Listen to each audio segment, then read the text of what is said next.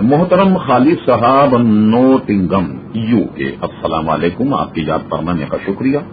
آپ کے 2 سوال موصول ہوئے، جواب حاضر.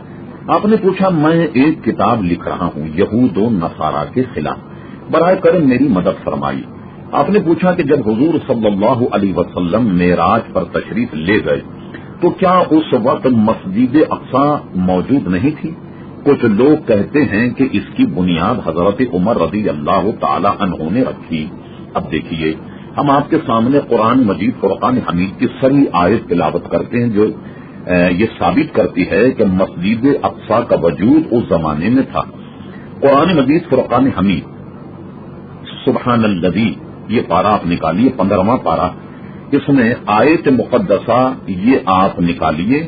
اللہ تبارک و تعالیٰ کا ارشاد سبحان الذی اسری بعبدہ لیلا من المسجد الحرام الی المسجد الاقصی.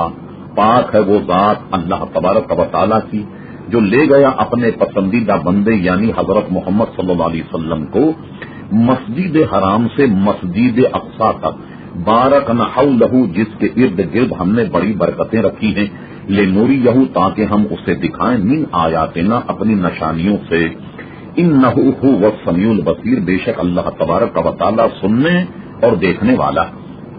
اب اس میں قرآن کی نص سے یہ بات موجود ہے کہ سبحان الذی اسری بعبدہ لیلا من المسجد الحرام الی المسجد الاقصی. اب قرآن کے متن میں الی المسجد الاقصی موجود ہے. وہ کون احمق ہوگا جو یہ انکار کرے کہ اس زمانے میں مسجد اقصی تھی نہیں.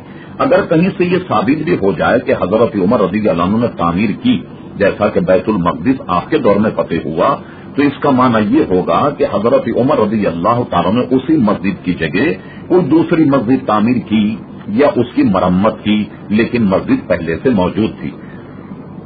آپ فرماتے ہیں کہ تفسیر ابن کثیر انگریزی میں کہاں سے مل سکتی ہے؟ یہ آپ اگر کسی پاکستان کے پبلشر سے رابطہ قائم کریں تو میں سمجھتا ہوں کہ یہ آپ کو مل جائے گی، ورنہ ہم اس کو انشاءاللہ تلاش کریں گے. آپ 1 ہفتے 2 ہفتے کے بعد ہمیں مزید ای میل کر دیں تو ہم معلومات کر کے آپ کو بتا دیں گے کہ وہ بازار میں دستیاب ہے یا نہیں اور وہ کہاں مل سکتی ہے. شکریہ.